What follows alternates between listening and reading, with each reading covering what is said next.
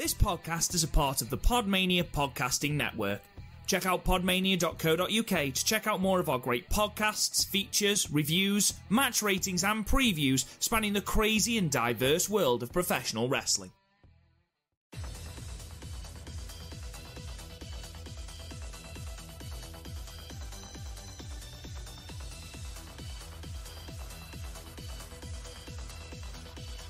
Hello guys, and welcome to another episode of the Stardom Cast, your weekly audio source of all things World Wonder Ring Stardom right here on the Podmania Podcasting Network. I'm your host, Rob Goodwin, and I'm joined as ever by Chris O'Brien. Chris, hello. One day it's not going to be me here and you're not going to know how to react. And like whoever you have on to replace me is just going to be like... Wait, who's Chris? And it's going to be like mentioning an ex to someone. It's going to be awful. Just calling out your name. Yeah. So, are you gently laying the seeds for when you're too big a YouTuber to do the Stardom Cast anymore? No, but like at some point, I'm not going to be able to make a show, and you're not going to like make a recording, and you're not going to want to do it alone.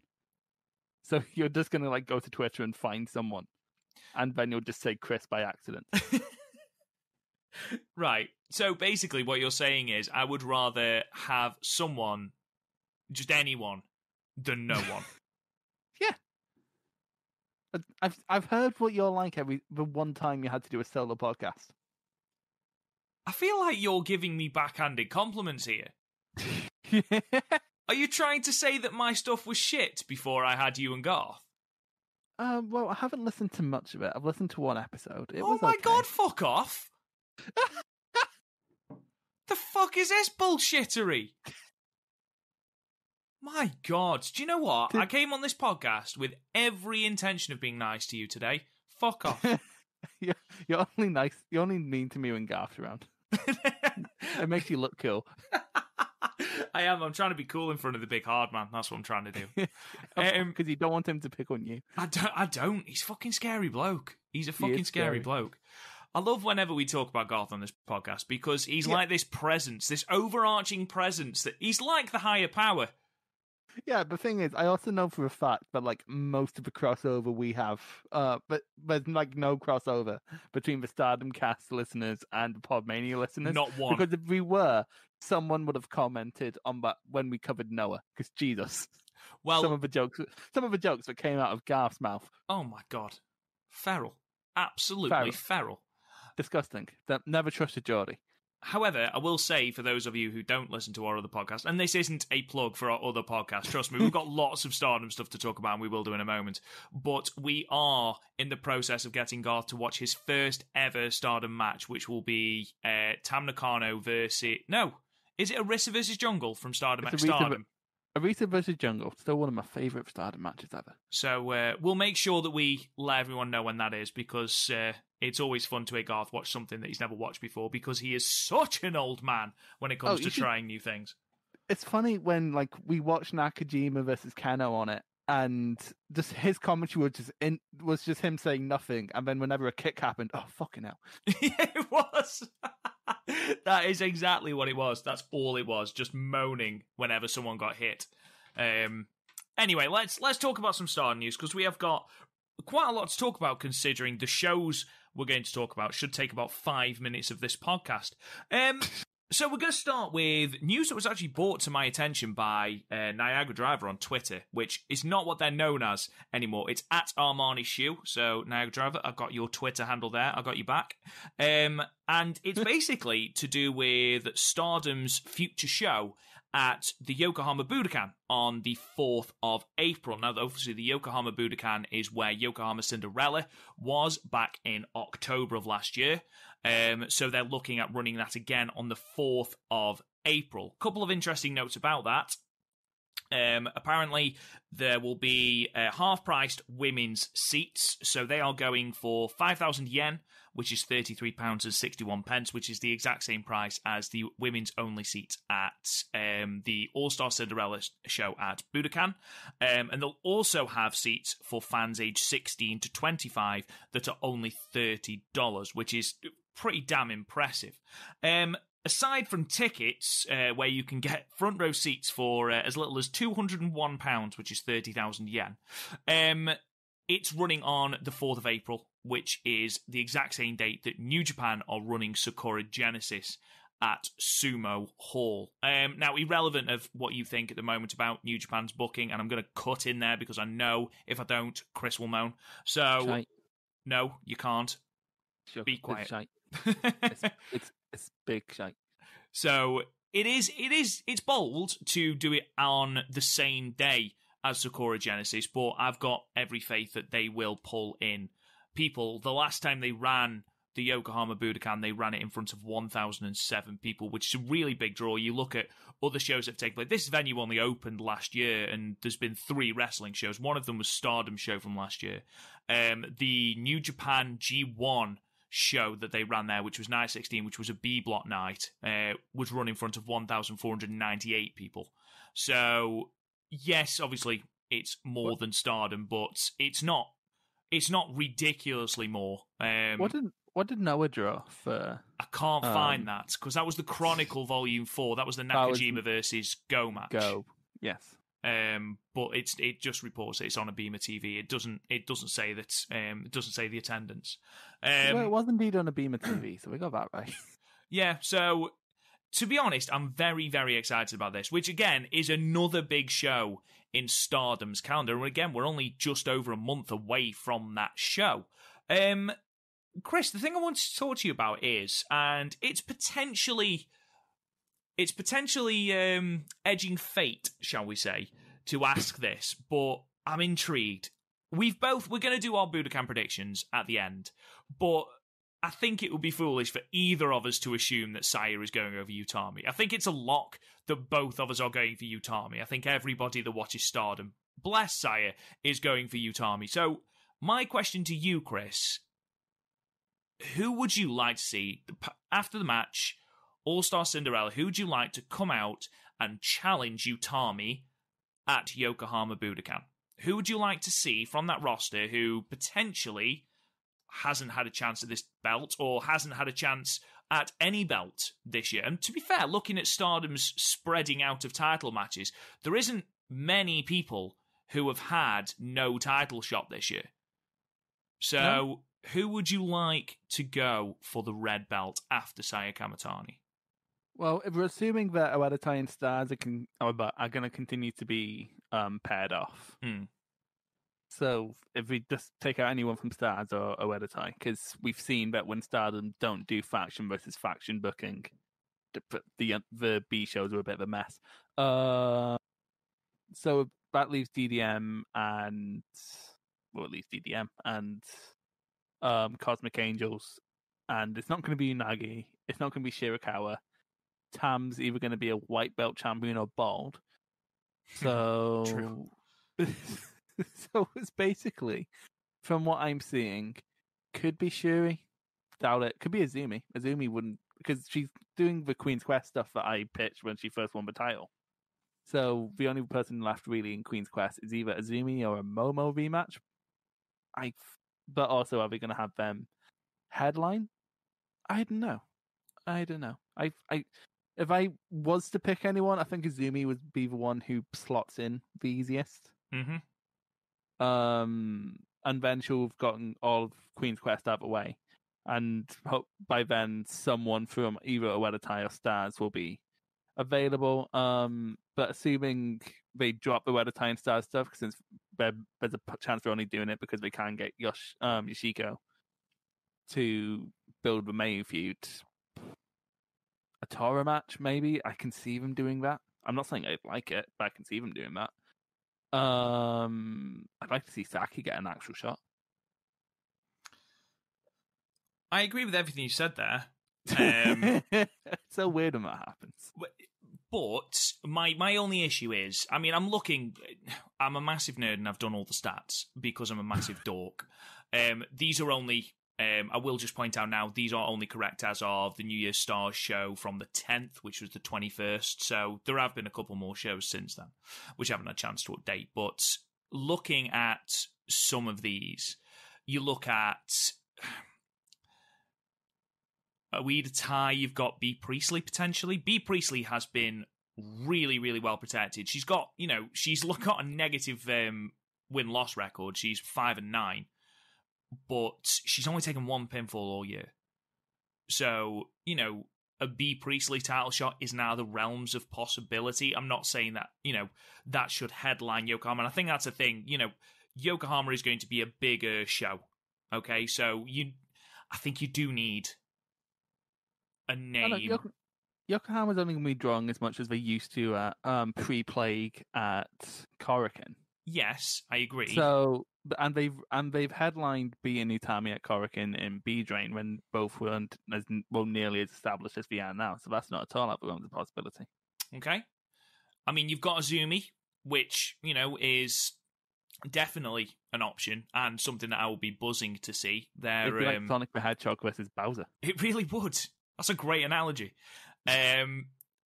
You've got, the highest winning percentage as of New Year's Stars Night 10 is Himika.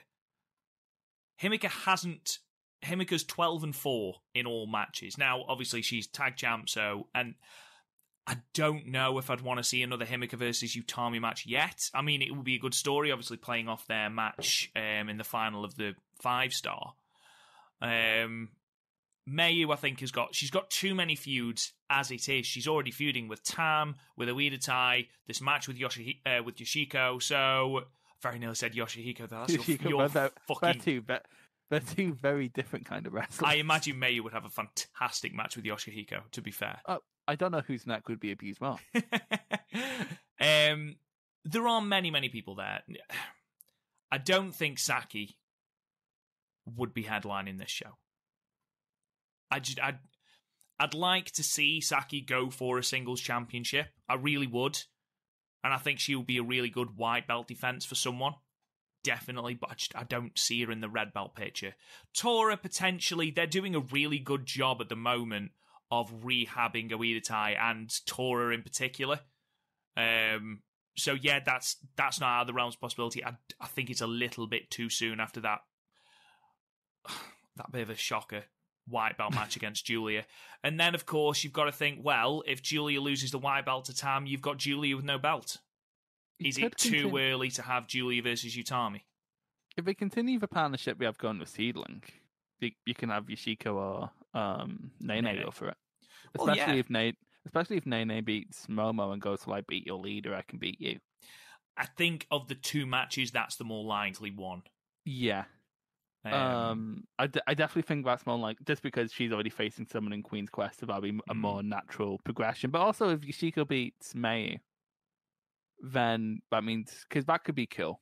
Like, Yashiko beats Mayu, goes on to beat Utami, because we've been thinking about this for ages, who could naturally beat Utami, and like with the exception of Momo, we can't really think of anyone.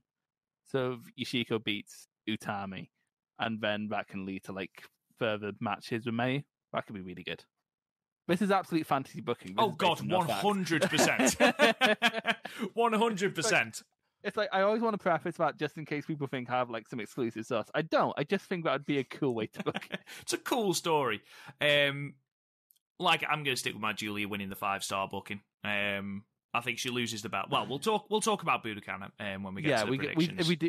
We should just fire through these shows very quickly, because with the exception of like 2 matches, I have next to nothing to say. I want to talk about some Budokan ticket news, but I'll do that when we're talking about Budokan after the 3 matches that we've seen. Io Shirai, Chris, did you know that WWE have given permission for Io Shirai to partake in the Stardom show on the 3rd of March? Did you know that? And it must be true, because Ringside News, their headline, WWE allows Io Shirai to participate in Stardom show. In the same way that The Rock appeared at Bound for Glory. Honestly, what fucking horrendous clickbait. They're not technically lying. Okay, so I don't want to start beef with Ringside News, because I've already had one person with 30,000 followers be mad at my takes this week. But thing is with that, they're literally just trying to get people to click on it. There's no technically lies, and if anyone shares it without reading the article, quite frankly, they're the idiot. But at the same time, don't get people's hopes up like that. It's not fair, is it? It's not fair. It's not as bad as like it's not like they put like a photo of her in a Stardom ring. Like we literally just put a screenshot of the video, didn't we? Yeah, for those who don't know, it's a video basically from Io Shirai, basically saying well done to Stardom for getting to his 10 years and talking very briefly about her time there. From what I can gather, I haven't been able to find a translation, so if there's anyone out there who wants to translate it, wonderful. But that's what I gleaned from it. I think it's about a minute long, something like that. So when I saw afterwards, the Ringside News had put it, and again, you're absolutely right, Chris. They are not telling any lies whatsoever. But just the way they've worded it is like, why? Why have you worded it like that? That's so unnecessarily clickbaity. It's like saying, I don't know. It's like saying that we're the biggest podcast and then putting in little brackets containing someone from Stoke and someone from the east coast of Scotland. I was just going to say, this is 100% the strongest and most followed Stardom podcast coming out of Stoke-on-Trent. Definitely. I can say that with full full confidence. But I was about to say I'm possibly the biggest Scottish voice in Joshi, but then the fucking English Tokyo Joshi commentators from fucking Scotland, isn't it? So. Yeah, sorry, mate. Let's move on then from that clickbait to something else that completely triggered the entire wrestling fandom, apparently. I fucking hate that word.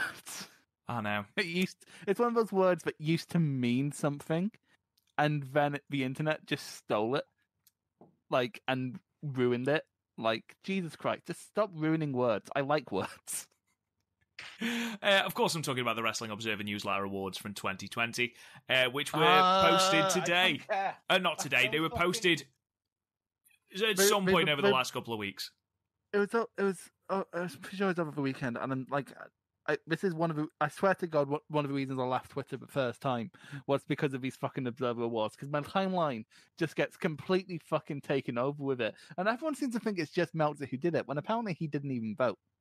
Like, oh my God, I hate these fucking awards because they just turn my timeline into an unusable fucking mess for the whole fucking weekend. I hate it. Couple of things. The amount of hate that was flung was unreal. Saying that, oh, Dave just likes AEW. Well, it was a fan-voted thing. So I don't really know what you want Dave to do about that, but never mind. That's not the reason I brought this up. Obviously, we are a Stardom podcast, and it was amazing to see quite a lot of Stardom representation in the awards, and that's all really that I wanted to go into. I just want to go through who's in the awards, basically. So you look at the Luthez Ric Flair Award, which is the Wrestler of the Year, basically, and Mayweathertani came 9th, which, you know, you look at who came above him: Moxley, Omega, Naito, Ibushi, McIntyre, Bayley, Go Shiozaki, Roman Reigns. Mayu came just below them and above Chris Jericho. So in a top 10, when you think about world exposure, that's tremendous going. Tremendous going. I think one thing people forgot with these awards was the most people put in the most prominent positions in the most prominent companies are more likely to win. And Stardom, as much as it can feel like one of the biggest things in the world when you're in that ecosystem, is still a niche. Yeah, it's like 100%. When people seem to think, people seem to think like Noah are as big as New Japan, and they're not. And like they're big and they're growing, and I hope they'll be in that position soon.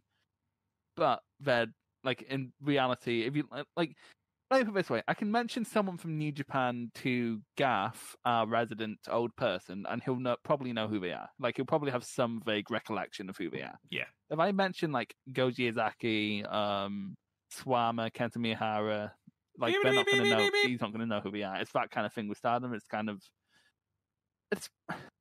like I know it's not like the second biggest in terms of ticket sales, but in terms of like outside recognition, it's probably the second biggest promotion coming out of Japan in terms of what Western fans enjoy. It's definitely one of the most accessible, but it's still not gonna like. It's like who won the women's? It was Bayley, wasn't it? It was Bayley, and Mayu came second, and Julia came.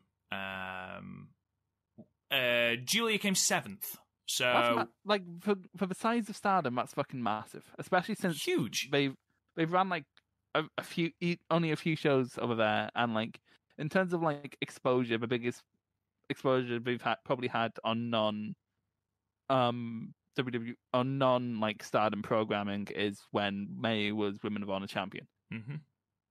So, like, that's massive. That's really good. That's incredibly good for where we are. Because I saw someone going, "Why isn't May number one?" It's like because most of the people probably didn't see her output. That's probably it. Exactly. I mean, just looking at promotion of the year, Stardom came fourth. Who beat it? AEW, New Japan, WWE. The three biggest promotions in the world. Then Stardom. Stardom above UFC, Pro Wrestling Noah, Impact Wrestling, Dragon Gate, Ring of Honor, and DDT. I'm glad Ring of Honor made it. But, yeah, that's, like, for their size, that's incredibly good. It's absolutely outstanding, is what it is. Yeah, like, Velkage mentioned it with the Voices of Wrestling one, where he was astounded at how many Joshi matches made it onto there. Because a fair few made it onto there. So, like, in terms of, like, a niche, it's a niche that's growing, and I think its representation in awards, either its representation in awards is showing that, or its representation of awards show how loud the fans can be. Because Joshi fans can be loud. They can, but again, I mean, that the representation doesn't stop there. In the Japan Most Valuable Player Award, Mayweathertani came fifth. Mm-hmm. So that's every Japanese wrestler, and Mayu has come top five, which is testament to just how good her year was last year. Who beat her? You're going to love this. Is it Okada? Hang on. Naito first, which I think is fair. Fair. Ibushi second. Go Shiozaki came third, which again, completely fair. I think that top three is fairly fair. And that top three makes sense, yeah. And then Okada. Oh, fuck off. He was shit last year. You can't convince me otherwise. No, I'm with you, unfortunately. He didn't captivate me. And then we go to the women's MVP, which we've already talked about. Mayweathertani coming second, which is tremendous. When you think Bayley came first, third, fourth are Sasha Banks and Asuka, which is just, it's tremendous. Hikaru Shida fifth, Io Shirai sixth, and then Julia in at seven. That's amazing. I will just say, special mention as well, Hana Kimura came tied 10th, which is just, it's amazing. Absolutely amazing. So, yeah, awesome. And then I think there's one more, and I can't remember where it is. Oh, yeah, most improved. Second, Julia. Well, to be fair, she's probably my most improved last year. Who won? Britt Baker. She didn't improve. What the fuck? She did, mate. She was dog shit at the start of 2020. Yeah, she went from dog shit to the minimum she should possibly be being on national television. Jesus. Finally, my favourite award, I think, of the entire thing is the Bryan Danielson Award, which Bryan Danielson never wins. Yeah, he hasn't won it since. When's the last time he won it? Hang on. I don't think he's ever won it. No, he has won it because it was named after him because he kept winning it. I don't know. Well, he hasn't won it in a while, definitely. Wrestling Observer Award. To be fair, I know that Sabre Jr. won it this time, which is bad because he's not actually, like, he's been a decent tag wrestler this year, but in terms of, like, technique, I wouldn't say most outstanding with Bryan Danielson. Where is it? I've lost it. It's the most outstanding wrestler one, right? The best technical wrestler. Best technical wrestler. Keep talking. Okay. So the top three were Zack Sabre Jr., Daniel Bryan, and Jonathan Gresham. But the reason I bring it up is because in 9th position, Syuri. So, do you know what? I'm happy with that. When you consider that 8th was Minoru Suzuki, I think that's a brilliant place to be. Danielson won it every year from 2005 to 2013. What's the year I was thinking then that he didn't win? I don't know. I was thinking of something else. Because Sabre's won it every year from 14 to 20. He's close to beating Danielson's record. But to be fair, I literally think it's because he's in a very prominent... Like, 2014, 15, 16, I'll even give, like, 17 and 18, like, on merit, right? But, like, 19 and 20, I think it's just because when someone says technical wrestling right now, you think of Sabre. Yeah. You're absolutely right, you are. So let's move on then from the Wrestling Observer Newsletter Awards and the Stardom representation to talk some Kaguma. And again, this translation comes courtesy of at 1222 Dragon Moon on Twitter, who I again encourage everyone to go and follow because they provide fantastic translations from Japanese publications. And this is from Mayu's column in Shupro. So I just want to go through this, and it says, I'm the only one in the roster right now who has worked with all of the Stardom alumni, so I'm very much looking forward to seeing many of them again in the Stardom ring. The most surprising participant for me in the Rumble is Koguma. I was very frustrated and mortified at winning the high-speed title in 2015. Koguma debuted 3 years later than me, but took the title I had strived to win since my debut before me from my goal, Io Shirai. Sorry, hiccuped. Koguma seemed to be a born wrestler. She had amazing speed with great offensive and defensive skills and was also mentally strong. I felt inferior to her in all aspects, so when she left Stardom, I really hoped she wouldn't come back or I'd quickly lose my position. However, at the 3rd of March Budokan show, I'm planning to ask Koguma to return to Stardom and join STARS. I used to feel threatened by her greatness, and I want the current roster to experience the same threat. Such feelings and resulting rivalries will surely help them step up their games. And then finally, I think the Rumble is going to be really entertaining, and I'd love to see something unexpected. I wonder how Yusupan will draw all the attention to herself, which is what she always wants. Will we see some teamwork from BYU and chaos caused by Venom Arm and Shout? I can't wait. So this is going to tie into one of the feuds, or one of the all-out wars in quotation marks, that started from these 3 shows that we're going to talk about in a moment. I watched a little bit of Koguma on the recommendation from someone in the Discord, and I can't remember who it was. And I was really, really impressed with what I saw. Really impressed. And if she's another body that Stardom are going to bring in, which it looks like they might do, I am very, very, very impressed. I'm very excited. Can't wait, Chris. Yeah. Like at this point, because the roster, in terms of like just who's in what faction, the roster's starting to run out of feuds, or at least run out of fresh matches, because we burnt through a lot of them over the last few months. So like one extra body could mean a lot for Stardom, and especially if it's a legacy name who you don't need to spend a few months establishing, like you've had to do with Shirakawa or even Unagi. That's only really a good thing. And like assuming they like book her right and we don't just waste her or put her in the wrong division. Because we sort of saw that with Rio, where we sort of just didn't know what to do with her for several months, and then she's back in AEW now. Yeah. No, absolutely. Absolutely. Final bit of news that's not related to Budokan anyway. Just a update on Jungle Kiona's injury. She is now walking and doing light exercise. She's posted a lot of photos to Twitter where she's seen in the gym. She can't run yet, but she is on her feet, which is wonderful. Really good news. But again, no real sort of plan for her return as of yet. I think the original prognosis was 9 months when she originally went out, which we're looking at 5-star time before we see Jungle Kiona in the ring again. So I just wanted to make that point to everyone, and obviously we wish Jungle all the best. Hopefully she is back in a ring sooner rather than later, because she is fucking great, and we have a very, very tasty feud between her and Konami to ignite. So yeah, I just wanted to bring that up. Shall we talk, Chris, then, about some of the New Year's Stars dates that go up to our current day? Now, at the time of recording, the shows from the 27th and the 28th of February, the Nagoya shows, hadn't been uploaded in full. In fact, the 27th only got uploaded this morning, English time. So I haven't had a chance to watch that, and I know Chris hasn't. So the shows we're going to be talking about are the shows from the 20th, the 21st from Shinkiba, and the 23rd from Osaka.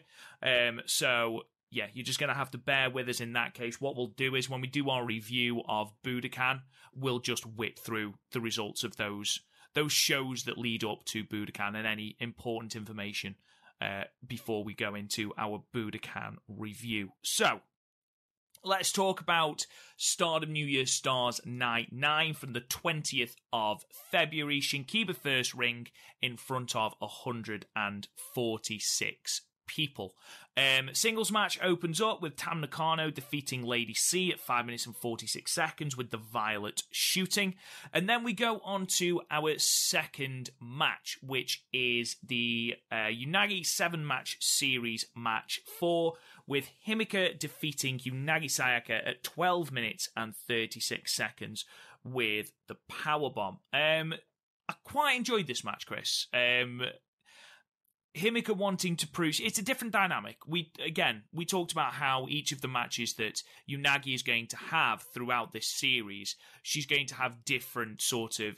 It's basically your whole Pokemon gym thing. You're going to face a rock Pokemon, a psychic Pokemon, a lightning Pokemon. You're going to face different challenges with each person, and whereas this was quite similar to the Julian matches in some way, Himika wasn't looking to embarrass Unagi, she was looking to just prove she was the strongest, simply to establish the hierarchy. For the first few strikes, Unagi was floored after one, but I quite enjoyed the story of, the longer the match went on, the more impressed Himika seemed to be, and the further we got into the match, the more it takes to actually put Unagi down.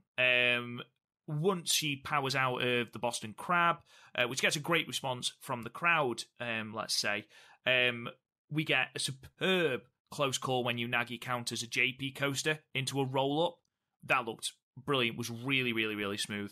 But then Himika loses patience and pins her with a powerbomb. Not the running powerbomb, but just a powerbomb. Unagi still yet to submit. It was a good match, but it did feel very similar to the Julian match earlier on. That's the thing with these matches. They're basically what's different is what Unagi's opponent brings to him, because in terms of structure, they're kind of the same. Where at the beginning, the opponent will be basically playing with their food, and then through a mixture of their hubris and Unagi's fighting spirit, she'll get a few hope spots in, and then she'll get put down. It's the sort of same. The same structure every time. It's just the only real difference is who she's wrestling and what they bring to the table, because of course the Himika match is going to be different from an Azumi match. Yeah, 100%. And something I want to talk about actually during the next match of this series, the 5th match against Konami, there's something I want to talk about in that regard, because that match, I thought the Konami match, was different to anything else we'd seen. And I'll go into that in a little bit. I gave this 2 3/4 stars. It was fine. It certainly wasn't the best match of the series, but it was a necessary one, with Unagi still yet to pick up a singles victory in Stardom. Right, now, there's probably 2 things, maybe 3 if you count the Rumble, that we'll be talking about in any sort of detail over these 3 shows, because, we use the phrase road to shows, and never has that been more appropriate than these 3 shows. One of the big things we're going to be talking about is time limit draws. And so this match was an 8-woman tag: Donna Del Mondo, Julian Mack, and Natsupoi and Saya versus Queen's Quest, Azumi, Momo Watanabe, Saya Kamitani, and Utami, ending in a 15-minute time limit draw. Now, over the run of these 3 shows that we are going to show, or going to talk about, should I say, we see Stardom's 7th, 8th, 9th, and 10th time limit draw. So, at the start, or by the end of February, 2 months into the calendar year, okay, we will have seen 10 time limit draws. In fact, on the next show, we had 2 time limit draws that fucking followed each other. Now, I completely understand the booking scenario behind it. You are going into the biggest show of the year, and you don't want anyone to look weak.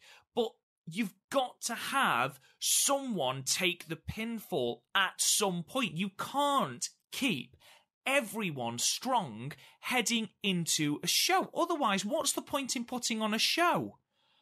Okay, because we've had so many time limit draws. Just looking at some of these already, Saya Kamitani has had 5 time limit draws. Momo has had 5 time limit draws. Azumi's had 5 time limit draws. It gets to the point that when you get to a certain point in a match, you just know it's going to go to a time limit draw. I mean, rewatched a tag match from the 21st. The 23rd, sorry, Maika and Himika versus Saya Kamitani and Utami. And it got to a point where the timekeeper started quoting the sound. I was like, it's going to go to a time limit draw. It's going to go to another time limit draw. Which means that Utami and Saya Kamitani over the 3 shows didn't eat a pinfall and didn't gain a pinfall at all over the run of 3 shows. Why? It lessens the impact so much. It's such a cop-out. And actually, this one, of the 4 draws that we see over the run of 3 shows, this draw was the one that made the most sense. Because you had possibly 8 of your strongest wrestlers here. And I understand this. And Donna Del Mondo and Queen's Quest have great chemistry. They're very similar teams. And often you will have that go into a time limit draw. I understand that. That's fine. You've got Utami and Saya Kamitani who are in the semi-main at Budokan. Julia who's in the main at Budokan. Azumi and Natsupoi who are taking place... the match is taking place, at Budokan. Are you telling me that you couldn't have someone in this match take the pinfall? Okay? And let's take that out of this for a moment. Are you telling me there are other matches on these 3 cards that you couldn't have someone take the pinfall? Stars were in a 4-on-3 handicap match. Are you telling me that Saya Kamitani couldn't have taken the pin? I mean, the entire thing was that they were up against the odds. Okay? Surely it builds into your story that Stars lose that match. Baffling. Absolutely baffling booking. I just don't understand it. Because by just giving us time limit draws with all these people, it just makes you think, well, what the hell is the point in tuning in for these shows? Just, yeah, utter nonsense. And it really, really annoyed me. Especially the 2 that followed each other on the next show. I'm done now, Chris. Okay, so by itself, a draw is a neutral element to be used well or badly. Because quite frankly, I don't think the volume of draws really matters. Because there's been a lot of draws this year, and I haven't really bitched about most of them until the one last week. So the draw itself is a neutral element to be used good or badly. A good example for me being the Aphrodite versus Momo AZ match from last year. And a bad example being Saya versus B from last week.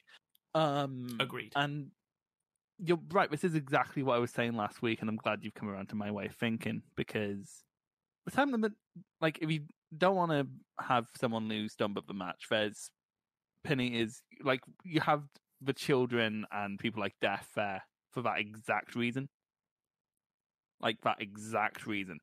And you're not using them properly half the time. I think that's why we've enjoyed the Oedo Tai versus Stars stuff, because that's actually had results.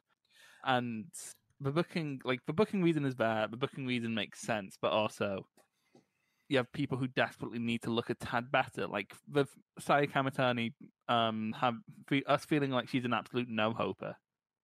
That's not good. We should feel like she has a 1 in 9 chance at least. Like, at least a 10% chance of winning, and all these draws and helping her case. Because in almost all these cases, she'll hit one of her signature moves that would normally end the match, and then the bell goes off. And it worked against Utami in that tag match. Mm-hmm. It doesn't work when she does a hit, because, why? Why? There's no point in just not letting her get the free. Or you can have one of either Utami or Saya take the pin and build up tension in that way. Like, a draw makes sense when there's no better option. There are plenty of pair options here that wouldn't make people look weak and would also further stories. Whereas here we have no stories furthered and everyone looks the same. It's no different to me than when WWE used to book everyone 50-50 where they'd win 1 week, lose the next. Like, it's a scenario where no one gets over. And again, I understand it, but also it's led to Stardom feeling a bit weird going into Budokan. Because, again, when we do it in singles matches, with the exception of the Saya versus B1, it makes sense. They're trying to see people as equal pegging, and then when you eventually see a result, that would be nice. In the tag matches, no, what's the point? Stop going to draws all the time. It's weird. Or like at least do like his thing. At least do like what Ring of Honor do with the pure stuff, and when that goes to a draw, it goes to a referee's or a judge's decision. I think that's a great way to do draws. The issue I 'Cause at have least you get a is result. yeah, exactly. You're building your roster to be strong, and that's absolutely great. I love that, and that's the way that we can get these challenges. Okay, we can get these challenges because these women are having good performances and winning and things like that. But and I understand that they are in a little bit of a pickle at the moment because people like Hina, Rina, Hannon aren't there. Sorry, to eat the pin, basically, which I think explains, or at least partly explains, the turn later on the night. But you can't keep everyone strong at the same time. You just can't. Because if everyone is kept strong, no one looks strong. Because no one peeks their head above the parapet. And that's the issue. Especially in the next show. The next show, it was awfully obvious. And it really wound me up to the point where I was like, no, I need to turn the show off now. It annoyed me. It really annoyed me.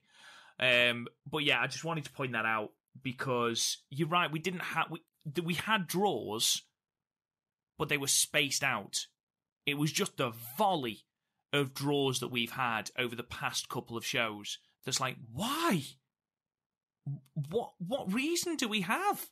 Natsupoi's been eating pins left, right, and fucking centre. It's because she has the title match. It's because like basically everyone in this match has a big match going into Budokan.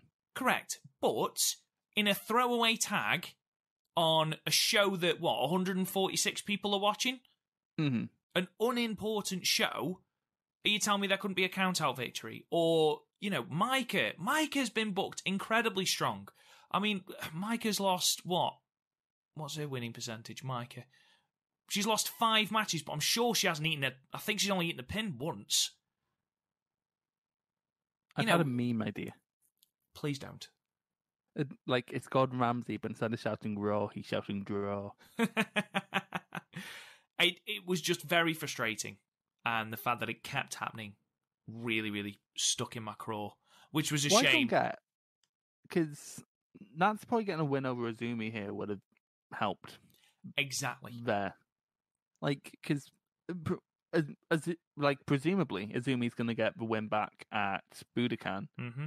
Or you can build Natsupoi as Azumi's mountain to climb. Like she finally has someone who can challenge her in this style. I don't think Natsupoi's been booked well at all leading up to this. At all. Yeah, it's weird, isn't it? I mean, she got a pinfall over Saki, but then was pinned by Saki the very next show. We should go into the booking of that specific match when we get to the match, because otherwise we're just going to be on the draws forever, shall we just? Yeah, let's move on to the Future of Stardom Championship match. The 4th match on the card, the semi-main, with champion Saya Kamitani defeating Seedlings Honori Hana at 9 minutes and 31 seconds with the lariat. Chris, what did you think of this match? It was really good. It was simple stuff, but simple stuff done very well. There wasn't really any timing issues. Honori Hana strikes me as someone who's going to be really good one day. How long? She's only been gone for a year, so mighty impressive. Saya is becoming more of a beast by the day. It's ridiculous. This is probably one of the better Future of Stardom matches we've had in a while. But again, it's more of a token belt for people they want to do big things with. Like you can see the direct lineage of Utami giving it up and then getting a white belt defense. Maika giving it up and getting a red belt match. So it's basically just to highlight this is who we think is going to be cool from our current crop of rookies. And since all the other rookies have shit going on, it's defaulted to Saya. But she's been doing a great job. I've been preferring her reign to Maika's, and Honori Hana's really good. I've enjoyed what I've seen from her in Seedling. And it was just a nice little clash. It's why I kind of hope the Seedling and Stardom thing keeps going on for a little while longer after Budokan, because it could be something quite cool, assuming they keep people on sort of equal pegging instead of doing what Noah and New Japan did, where New Japan was like, Noah, you're going to die now. I must admit, I did really enjoy this match.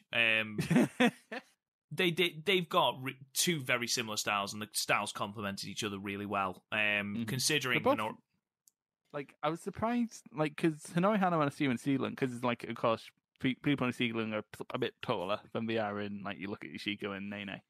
So, like, I know Ida's short even for Stardom, but, like, I was surprised at the height difference. There was a distinct height difference between the pair, definitely. Yeah. I think considering she's Hannah, has only been going since December 2019. I think she looks very solid in ring. Like you said, there was nothing that stood out as a botch or anything like that. And yeah, I think this is probably the strongest, certainly Saya Iida's reign, the strongest Future of Stardom Championship match. They were just hitting each other with bombs, but doing it at quite a deceptively quick pace. I'd like it. I mean, we've talked about, and I think we had a question about it a couple of podcasts ago, where someone said, who's next for the Future of Stardom Championship show? And we actually lamented about how we haven't got many people, 3 years and below now that would actually challenge for the Future of Stardom Championship. And if they are going to partner with other Joshi promotions like Seedling, like Marvelous, and that's where we get those matches from, I'm all for that. I think that's a great idea. Yeah, question is, though, Chris, what did you give it? Oh, 3.5. Really good, but not quite a match of the year. I gave it 3.25. Let's move on then to the main event, which is the huge talking point of this show, which was the 8-woman tag between the Oedo Tai team of B. Priestley, Konami, Natsuko and Saki Kashima, defeating the Stars team of Gokiken Death, Mayweathertani, Ruaka, and Starlight Kid at 10 minutes and 42 after Ruaka turned heel. Like, of course, how could Oedo Tai win? They had absolutely a team full of pin eaters, unlike the Stars team, who had Death. But the turn was cool, to be fair. I'm always here for a chair shot. The match itself was fine, but I am enjoying that Oedo Tai are basically abducting all of Stars' children. They are the embodiment of the child catcher. No, it's not so much for child catchers, so much as the emo kids. Your child sees is cool. Like, they're offering them cigarettes. They're like, oh, have some White Lightning. Have you ever listened to The Cure? That's literally it. But, like, Oedo Tai is a faction, and Oedo Tai is what happens, ladies and gentlemen, when you let your children listen to rock and or roll. It ruins them. I'm saying that as someone whose Discord profile photo is them in full makeup. Yep. And with their long hair. I really can't, like, pretend that's not me. Yeah, it's just I liked this as a story more than I liked it as a match. As a match, it was fine. Just everyone's good in the match, even Ruaka, who's a child and is now a child abducted by the emos. So I really enjoyed, they built it really well in the pre-match promo. Ruaka was completely deadpan whilst Mayu and Starlight were talking. There was no Stars symbol as they went off camera. Speaking about the match, I love the fact that Oedo Tai were just subverting all of Stars' very campy offense. Like, when Stars had got all of Oedo Tai locked in those submissions, B just refused to be locked in and then just threw Ruaka into Starlight like a bowling ball. I thought that was great. No, fuck this. And they all went down like dominoes. I also really enjoyed Konami taking none of Gokiken's shit and just trying to wipe off her makeup in a page straight from the Julia Book of Shithousery. Love that. Thought that was great. Yeah, the turn for Ruaka worked. It was fine. I mean, you could argue that she will be Oedo Tai's pin eater till Rina returns, but it makes sense. She was never given a choice as to whether she wanted to be in Stars. It was just a case of she was absorbed after Tokyo Cyber Squad imploded. The chair was quite obviously broken before Ruaka could hit Mayu with it, and you could see her, bless her, trying desperately to keep it all together before she dinked Mayu on the head with it. And then there was a great moment just before the pinfall where the two people beating the shit out of Mayu were Ruaka and Saki, the two people to leave Stars and join Oedo Tai. Thought that was a really nice visual. And then, of course, Saki's the one who gets the pinfall. I will just say that Tora's promo at the end of this match was tremendous. The best promo she has cut since I have been watching Stardom. Mayu declares war on Oedo Tai. Starlight says, well, don't worry, because we've got Hanan returning, which will make it 5-on-5, which was a bold claim. Tora then cuts... Oedo Tai is just going to steal that kid as well. Exactly. Have you ever played Pokemon Coliseum? No. So in that game, if a Pokemon has it has shadows over it, it means you can steal it from that trainer. Right. So that's basically what's happening here. Tora cuts the best, like say, most deadpan promo ever, asking whether is Hanan actually going to make any difference whatsoever, and basically just asks Mayu to think about why people keep leaving her, which I thought was quite nice. It'd be funny if she was like, "Don't we already have her? Oh no, we have people." I really enjoyed it. I'm giving it 3.25 stars, Chris. No, I gave it 3. It was fine. Let's move on then to night 10, and that sort of plays in, obviously, to the stuff from the night we've just spoken about. Night 10 from the 21st of February, again from Shinkiba First Ring. Couple of results before we get into the actual matches I want to talk about. Mai Himi defeated Tam Nakano and Lady C at 4 minutes and 44 seconds with the Udi Hishigi reverse cross. I apologise, I butchered that. Couple of things I just want to mention from this. I'm not going to review the match or rate it or anything, but Maika's reversal out of the Lady C chokeslam into the Udi Hishigi, which is basically a cross arm breaker, was tremendous. It was smooth as silk, and I still don't understand the mechanics of how she got from a chokeslam position into that cross arm breaker. It doesn't make physical sense, but it looked amazing. There is an ongoing storyline apparently with Tam trying to persuade Lady C to join Cosmic Angels, and Lady C not understanding that you don't have to have big boobs to join Cosmic Angels, which is absolutely fucking hilarious. Which just absolutely outstanding. I think Lady C would be a great fit for Cosmic Angels personally. Yeah, it's a stable full of rookies that are older than you'd think. So. Exactly. And plus, if they want to elevate Unagi, they stop. They need to have someone else to take the pins. They need to have someone below her. Yeah. Exactly. Because she is the inherent pin eater, especially until Mina re-debuts. That seems to be what Cosmic Angels booking is. It's like, okay, we'll have it be Tam and Mina, but oh no, we want to elevate Mina. Okay, get Unagi. Oh shit, we want to elevate Unagi. Get someone else quickly. Couple of matches that I'm not going to talk about because I'll get angry. The second match was a 6-woman tag with the Donna Del Mondo team of Julia, Natsupoi and Sayuri, and the Oedo Tai team of B, Natsukatora and Sakishima going to a time limit draw of 10 minutes. And then the 4-on-3 handicap match, which really wound me up. Queen's Quest team of Azumi, Momo, Saya Kamitani and Utami, and the Stars team of Mayu, Saya Ida and Starlight Kid going to another time limit draw of 10 minutes. Why? Because they couldn't beat them in 10 minutes. Rob, that's how time goes. Just ridiculous. Absolutely ridiculous. Anyway, the match... To be fair, if I can throw my 2 cents, both these matches were good. Like, DDM and Oedo Tai always work well together, as do Queen's Quest and Stars. None of the matches were like bad matches. I just don't like the result. But that's the thing. Once I saw that they were time limit draws, I was just like, do you know what? I'm not bothered. Two that follow each other as well. Really? Why? Yeah. Anyway, let's move on. I don't think the DDM one was versus Oedo Tai one was all that egregious. They've had plenty of results between each other. I think the volume. I do think the QQ versus Stars one makes absolutely no sense. And like the 10-minute time limit, so like it's not as egregious as if they went 15. Like we did the previous night, where we actually had more time to like build toward the finish, because most.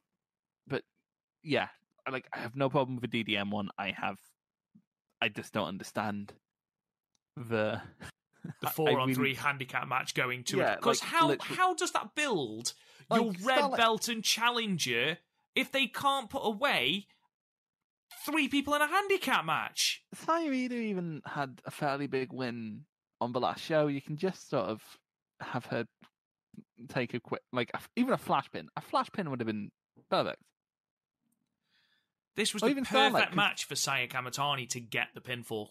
Yeah, or even like Starlight, who has like nothing much going on at the moment. She can afford to take a pin until we're building it back up. Exactly. She's just come out of a white belt program. A very short white belt program, but a white belt program. Yeah, and like that's the normal order of things in Stardom. You get elevated for a title match, and then you get thrown back down. So like, why didn't you just throw her back down? It's weird. It's a weird one, Roberts. I know. It really is, and let's move on because I'm getting cross. You're always cross. Semi-main then, Unagi's 7-match series, match 5. Konami defeating Unagi Sayaka at 9 minutes and 50 seconds with the triangle arm lock. Now, this match was weird for me, Chris, and it highlighted a couple of areas that Unagi still needs to work on. Up until this match, the only match really that she's had any sort of sustained offense was against Azumi. Yet here, Unagi was on top for quite a lot of this match, more than I think anyone really expected her to. But she doesn't do anything with that offense. It's the same 5 moves, and I think it's great. They're doing a really, really good job of building Unagi's babyface fire. And I really like that. I think it's a great character trait to have.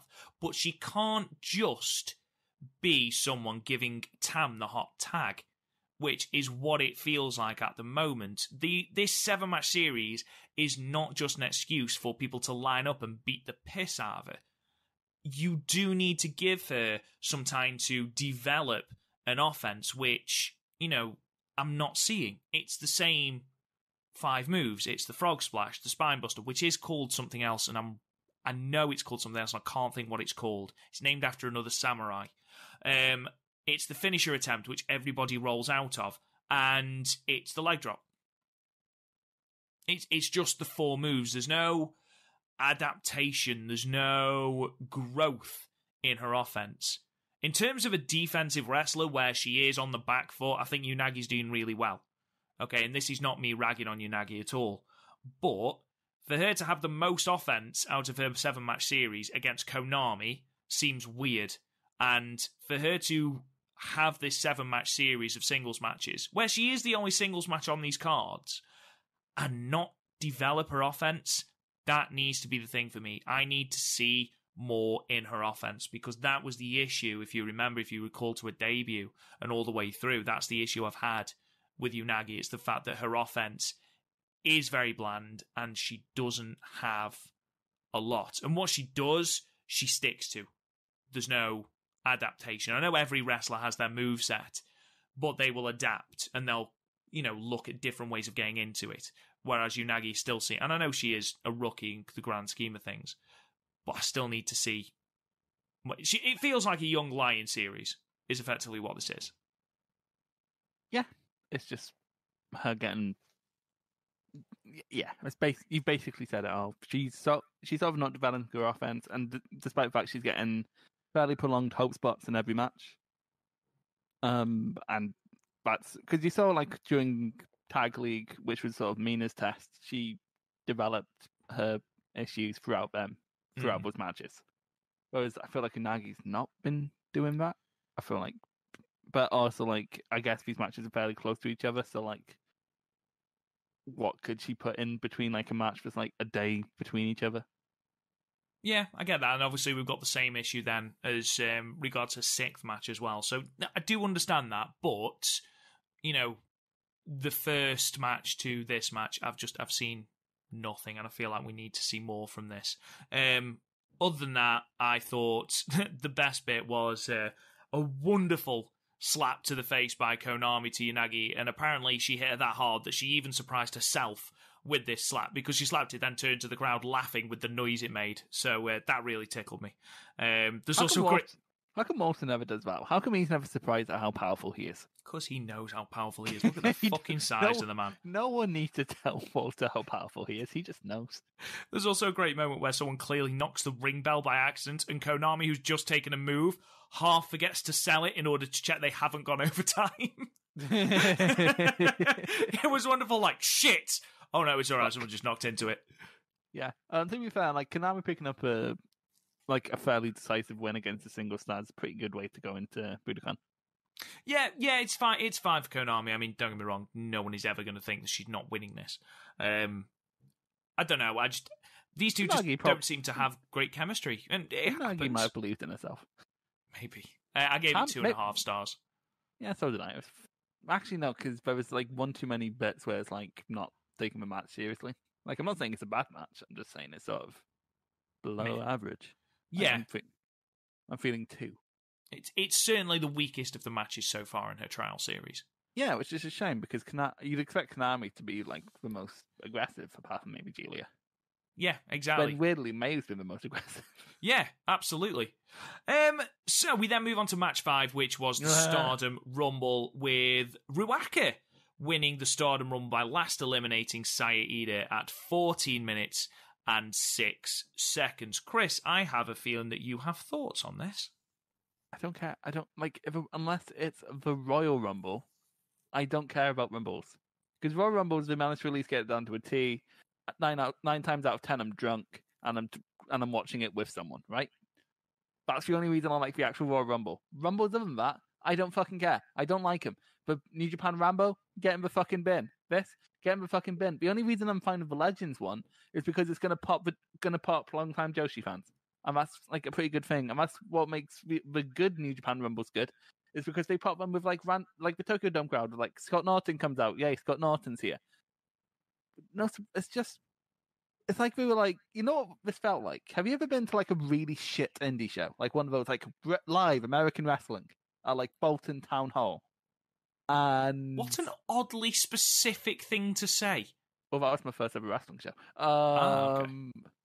And they clearly don't have enough people to cover a card, so we just have a massive rumble at the end. That's what this felt like, which is weird because I don't know, because like something like the four team elimination, that kind of works. Even if this was like for the draft or something, I'd be fine with it. But like there's no point in this match, and because there's like the whole roster's here, and they only wanted to go 15 minutes. It wasn't even paced well because everything just happened too fast and no one had a chance to do any sort of memorable spots. It was kind of just there, and like I was just sort of in a coma for the whole thing. And who cares? I don't book random rumbles. They're not good. I really enjoyed this. I fucking hate them. But the rumbles are not good. They're objectively not good matches. Look, it's a bit of fun, and the bit of fun also gave us a little bit of storyline progression. You know, there was some great I mean, the opening exchange between the first 4 entrants was great. Azumi, Natsupoi, Starlight, and Saki. Thought that was great. Everyone bum rushing Unagi as she hobbles to the ring, clutching her arm. Is absolutely hilarious. There was. What else was there that really made me laugh? Starlight Kid, is that... not Starlight Kid. Saya Kamitani's that excited to get to the ring. She almost goes full Titus O'Neil, and as we all know, you never go full Titus in a rumble. The noise Julia makes as Starlight Kid surprises her by beating the shit out of her is entertaining. Julia then full on corpses at Shiori, telling her to go to the top rope. Everyone splashing Lady C in the corner, but her getting a leg up before Unagi can do it. So there were little funny bits. Momo gets a modicum of justice and eliminates B. And then Oedo Tai helping Ruaka win the Rumble by ganging up on Ida. Now, I understand that, you know, ultimately Ruaka won it. Sort of, it does sort of give off the impression that why the fuck should we care? And we've actually got a question on Twitter in regards to the Rumble, which is from Phil Gerard, which is at More Films. Since the Rumble wasn't for anything, would it have been better Unagi winning, considering she hasn't won any of a trial match series?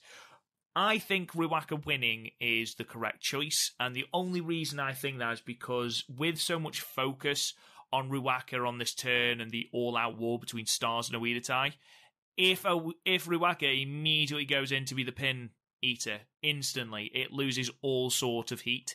Okay, the heel turn just falls flat. And I know that she's 16, she's a kid, and she is going to eat the majority of the pins. Hell, I think she's won 1 match this year. But giving her this, and let's face it was with Oedo Tai's help. Oedo Tai just basically walked into the ring and eliminated everyone else, which, you know, that sort of Oedo Tai, don't mind. I think for what it was entertaining. It really was house showy, but I love that. You know, they didn't try and profess it to be a serious Royal Rumble type thing. I thought everyone got a little bit of a moment to shine. I thought Unagi just being beaten the shit out of was really, really funny. and I think she's playing it really, really well. But yeah, overall, I don't think we've got anything to complain about. There was a really funny moment where May throws a water bottle in tantrum at Konami and it slaps her in the back, which I thought was quite funny. But other than that, yeah, it was what it was. It was fine. I gave it 3 stars. I liked it. I really enjoyed it. I thought it was a really fun 14 minutes. I think. Are you singing the Ryback theme song? That's a choice. I don't like. Yeah, sure, it was fun, but like, There were some fun moments. I don't rate Rumbles though. You never have done, in fairness.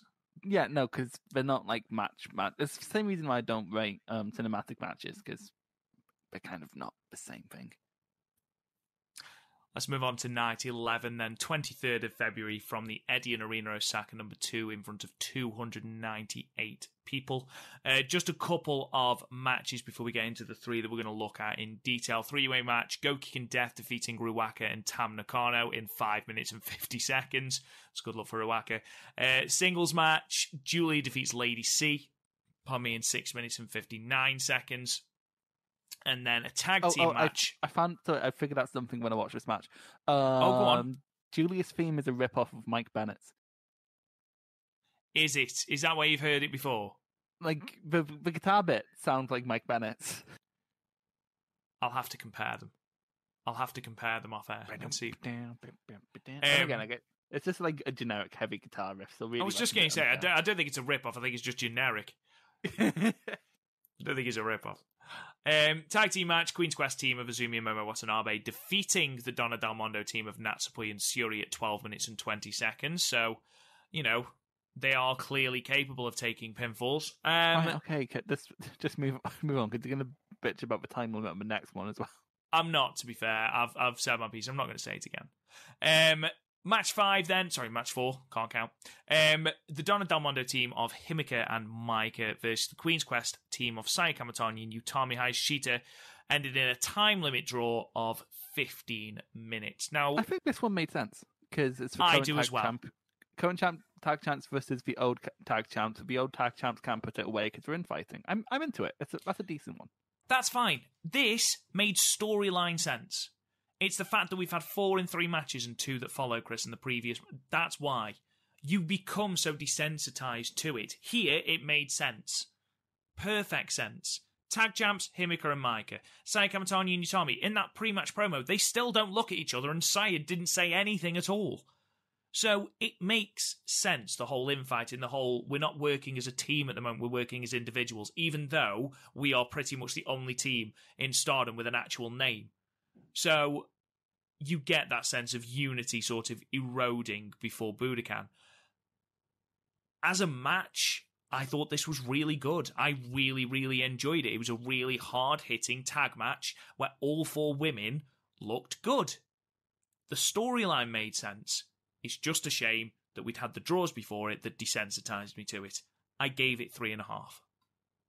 Good. There was no Young Bucks book versus Antonio Honda versus Dino versus Hirata versus Sakiaki picture book at the last DDT show, but it was good.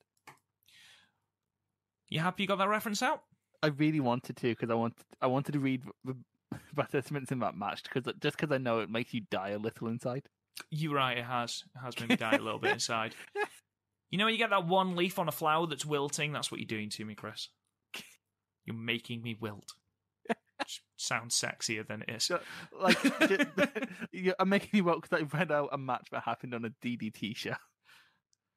A promotion that you pay half my... you go half-as with me on, but yet you don't watch.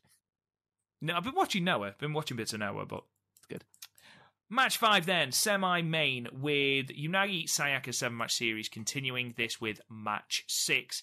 B. Priestley defeating Unagi Sayaka at 11 minutes and 21 seconds with the Kamigoye. Chris, what did you think of this match? Sort of the same as the last few Unagi matches. Minus, I didn't like it as much because B. Priestley's offense is still annoying me with how it just reminds me of other people. Case in point, you won with a Kamigoye. Mm-hmm. And who's your favourite wrestler? Who's my favourite wrestler? Mm-hmm. Who's your favourite wrestler? Who's the person that you do nothing but talk about? CM Punk. See, people thought you meant Kenta Miyahara. Beep, beep, beep, beep. Yeah, so CM Punk, whose entire offense is lifted from Kenta. I mean, not his entire offense. Kenta doesn't do a Shining Wizard invoke. It doesn't. This does not bother me in the slightest about B, because wrestling, nothing's unique anymore. So I know, but people are going to steal stuff. At least she hasn't just lifted Kota Ibushi's entire moveset. No, she's lifted a bit of Kenny's as well. Well, why is that an issue? No, nothing. It's just because I don't know. I think it's because when you don't notice it with people like Punk or even like Suji Ishikawa, who also uses the Kamigoye. I think the reason you don't notice it with them is because of where they place it in their match. Like, it's a slightly different cadence. I feel like B Priestley puts her V trigger exactly where Kenny Omega used to put his V triggers. I feel like you're being really pedantic about this. Like, really pedantic. Excuse me, who was talking about the fucking stats of Stardom a year earlier? That's not pedantic. That's being thorough. This is just picking on someone for stealing a move. I'm not picking on an individual. Like, I didn't bring her up in someone else's match. I brought this up within her own match of why I don't enjoy her. Like, it's a reason why I don't enjoy her work as much as other people's on the roster. I'm not saying she's a bad wrestler. She definitely earns her keep in terms of match quality. But just because she stole the Kamigoye. Kota Ibushi can't comprehend that happened. It's not fair to do that to someone with no brain. I thought it was weird owning this. They started doing like a proper lockup, and I was like, really? This match? It's that World of Sport style, Rob. Yeah, it was. If you watch weird. If you watch, like, with the exception of Noah, if you watch, well, so basically, if you watch New Japan commentary, every time fucking Zack Sabre Jr. does a grapple, someone's like, "Oh, it's about World of Sport style." It's like I'm so sick of hearing that sentence. Yeah, I'm so sick of that fucking sentence. Again, the huge issue I had here was whenever Unagi was on offense, her offense is just there. I'm not going to repeat myself because we talked about it in the last match with Konami. It's not helped in this match by a really sloppy looking spine buster. You never get the impression that she's winning and just gets finished off with a Kamigoye. B never looked in any trouble whatsoever. B then attacks Unagi after the bell, which results in a kick on Tam, which then crashes her head into Mina. So that was a nice way to end the match. But yeah, this was in many ways the least interesting. I found this actually less interesting than the Konami match. I don't know why. I have nothing against B or her stolen offense. Unlike Chris, but I found this quite dull, and I gave this to. While I'm being pedantic, I also miss when she used to come to the ring to Blasphemy. I missed that. Yeah, that was a good song, very good song. I do like her new song though. To be fair, it's just not quite as good as Blasphemy. Yeah, it's not like a piece of licensed music. Yeah, exactly. I gave it 2.25, Chris. I gave it 2.5. I thought it was fine. I thought it was just fine. I preferred it to the Konami match, but mostly because B didn't break character at any point. Main event then, 6-woman tag team match. Oedo Tai team of Natsuko and Saki and Konami defeating the Stars team of Mayu, Saida and Starlight Kid at 13 minutes and 1 second with the Kishi Kasai. Are you telling me Oedo Tai needed a fucking pin over Stars more than anyone in Queen's Quest did, all of which have matches going into Budokan? Mm-hmm. I know. Otherwise, I like this. I really like this. I liked the fact that Stars, who are, your de facto faces, your, white meat baby faces, like, yeah, go team. And they attempted to go at Oedo Tai. They attempted to basically try and beat Oedo Tai to Oedo Tai's game, and Oedo Tai were having none of it. And for the first part of this, made Stars look stupid. And I really liked that. You're not going to, with Mayu, Saya, and Starlight Kid, you are not going to out-chop and out-muscle Tora and Konami, are you? It worked really, really well. I think they've got really good chemistry, these two teams, at the moment. I'm enjoying watching them, and I actually look forward to seeing how these matches are going to elevate and what the difference is going to be between a normal feud and an all-out war. So I thought this was a really, really good precursor to that, Chris. It has room to escalate, but it was still a fun match in its own right. It was fine. I'm okay with this. Yeah, absolutely. I think the right team won as well. Yeah, I wish Yashiko came out and murdered someone, but other than that, it's weird that we haven't seen Yashiko. Yeah, it's weird, isn't it? Because I say weird. It's probably because booking never matched up. She's turned up at points. It's just weird that like one of the biggest matches going into Budokan is also one of the least developed. It's like when Brock Lesnar used to only show up on the pay-per-view. Yeah, and I don't know. I gave this 3.25. I thought this was great, but let's move on to Budokan. Just because I want to talk about, obviously, the card, I want to talk about our predictions and just a little bit of ticketing information as well, and also how you can watch it at home, because I know that I think it's $50 pay-per-view price. Don't forget the pay-per-view price is actually available internationally for the first time for Stardom, which is great. But I know that some people have balked at the idea of it being $50, which it doesn't really bother me. I think if I want to watch something, I'm going to watch it. I mean, and the price point has been proved that people are going to pay it. But if you don't want to pay it, then there is another way that you can watch the show for considerably cheaper, which we'll talk about at the end of the show.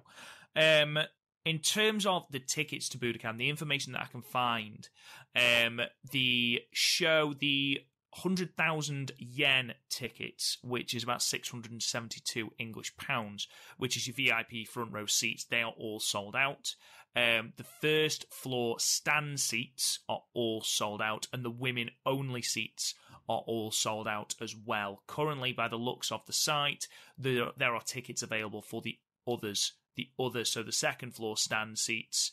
And there is another set of seats that I've lost now, but they are still available. So at the moment, it'll be interesting to see what the actual final number is when it comes to the 3rd of March.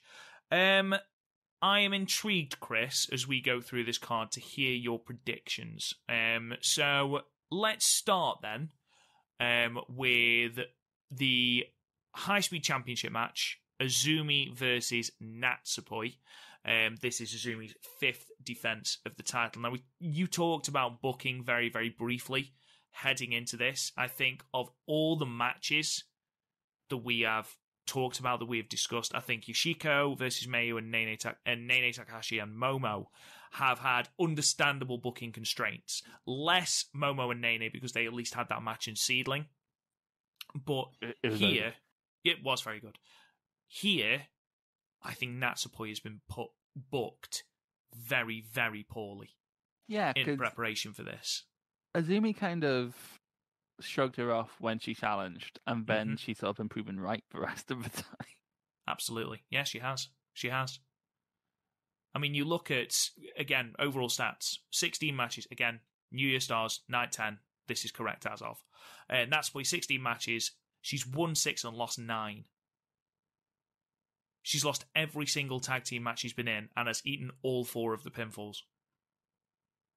She's won all 2 of her singles matches, but then she's 4-4 in multi-women. There's nothing there that screams high-speed challenger. And I just, you look at the way that, I know that you have an issue with this, but you look at the way that they've booked Saya Kamitani, where she has been booked strong. Maybe not as strong as she could have not as strong as she could have looked, but she has been booked strong. I don't think either of us can deny that. I don't think Natsupoi's been booked strong at all. I think, in fairness, she looks like a really weak challenger, which is a shame, because as we both know, Natsupoi is fucking great. She's great. It's a bit of a shame that they haven't really given her anything, and it's weird that they've only now started implementing so like little anomalies like this. Because at the end of the day, DDM are the one faction. Actually, no, because Queen's Quest kinda, because Lady C's kind of not in there. It's weird, but like DDM's one of those factions without a penny. So, well, I say that Natsupoi is very clearly the penny of it. Yeah. But they're one of those ones where none of them should be penniers, because Natsupoi is too good to be a pennier. Yeah, 100%. 100%. They will benefit massively from a rookie or a child. Mm-hmm. Because you can't just default to the high-speed person in your roster. But with the sort of popularity of DDM, I think we're trying to go for an LIJ thing. Which is fine, but you've got Bushi in LIJ, and Bushi, much as people seem to like Bushi.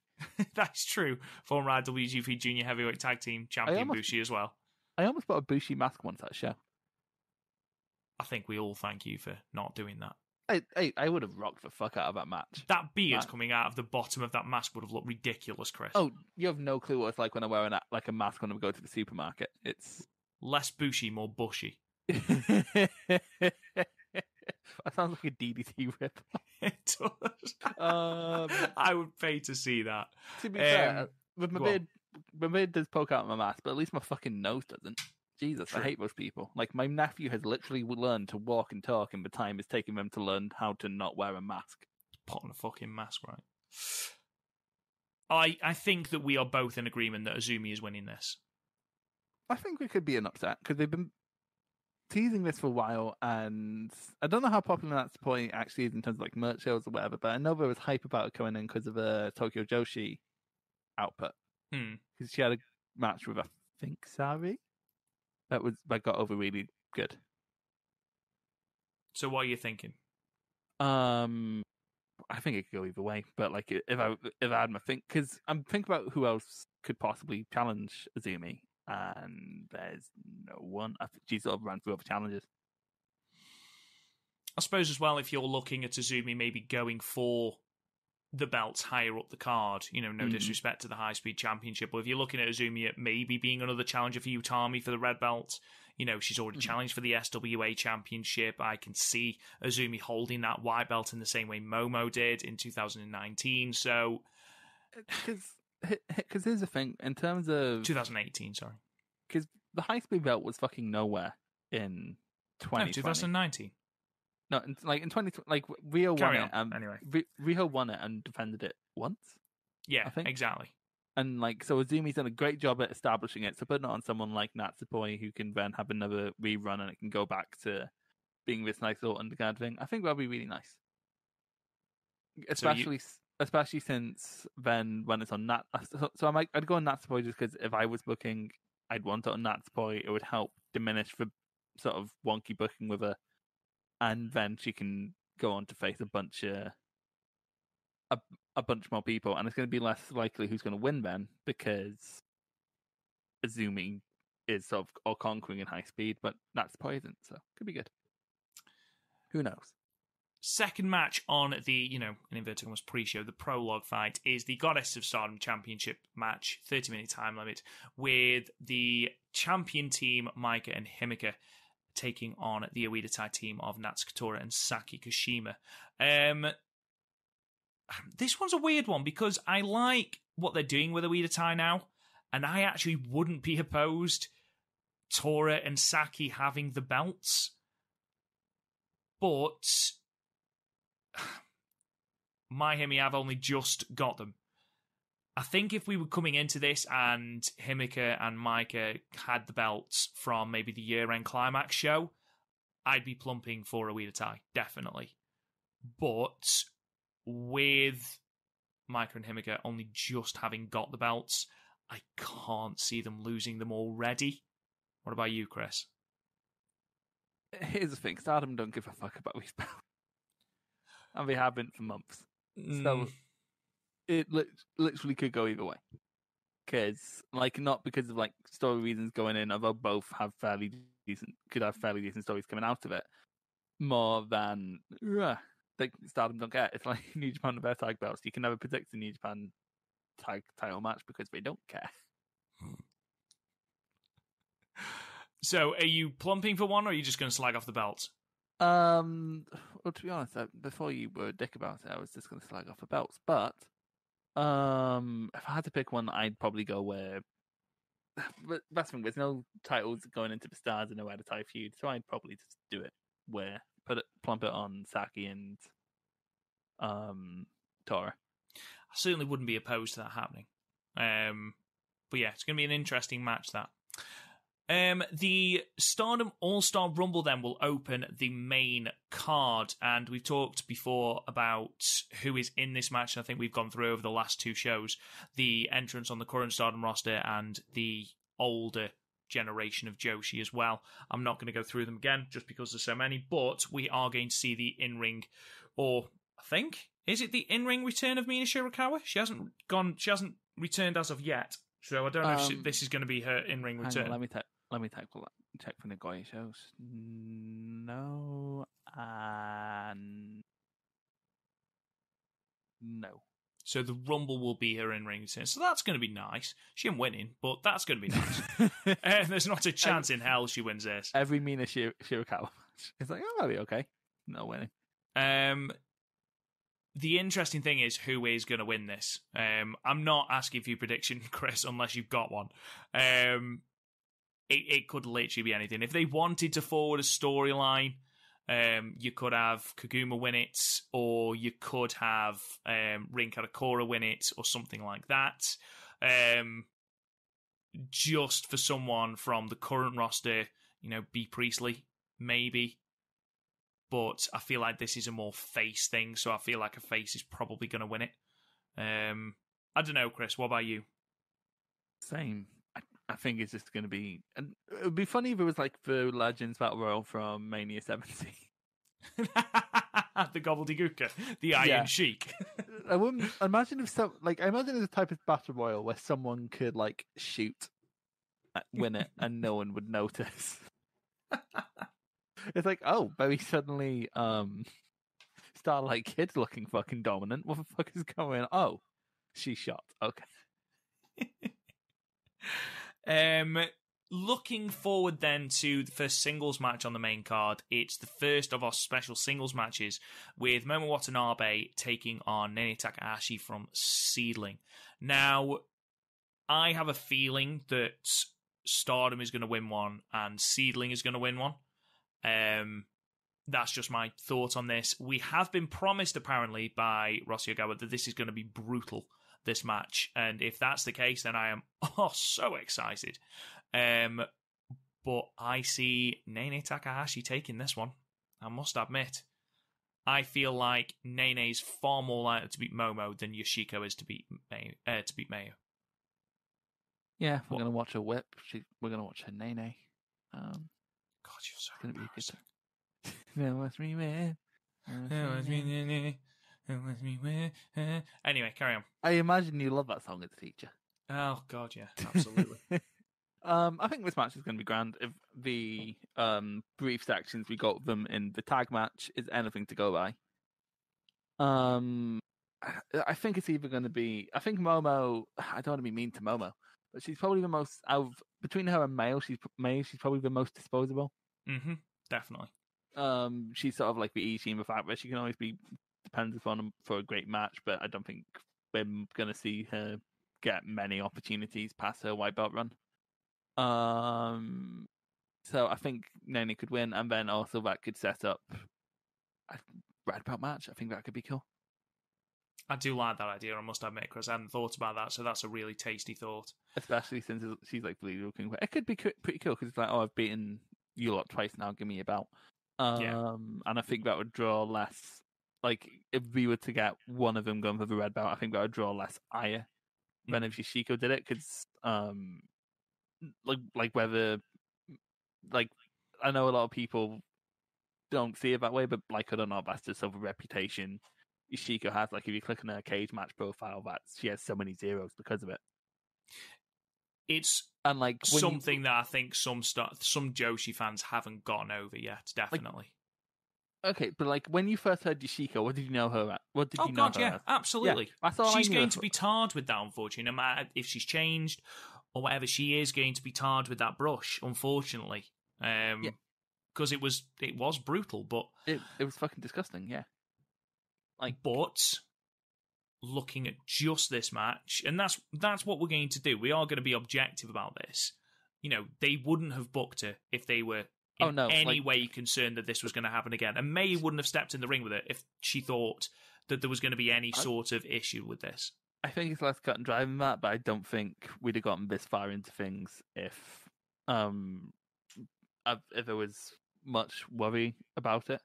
Because by the Exactly. looks of what's been posted on Twitter, Mayu and Yashiko were friends, I think. Yeah, exactly. So, but like in terms of like which one of the two I would continue having in Stardom if you were going to bring them back, I think Nene would be the better idea just because of that, especially since Stardom is currently trying to cultivate an international audience. Looking at the SWA Championship match, then that's up next with the champion Syuri taking on Konami in one of the deeper matches that we didn't realise, which is amazing. We ran through the background of this story last week as courtesy again of @1222 Dragon Moon on Twitter. The story of this match is amazing. The mentor versus the trainee. If this belt didn't have the stipulations it did, the compelling storyline, the compelling narrative is for Konami to win it, to finally overtake her master, and then that builds to another match later down the road, potentially for a bigger belt, a red belt, a white belt. However, with the stipulations that this belt inherently comes with, we are going to struggle if Syuri drops the belt, because we simply don't have the roster depth to give Konami a decent run with the belt with decent challenges. The only two people she could really go for at that point is a Syuri rematch, which to be fair wouldn't be a bad thing. No, agreed. B, yep, which isn't going to happen because they're both Oedo Tai. Mm-hmm. And Julia, who isn't going to happen because she's above the belt.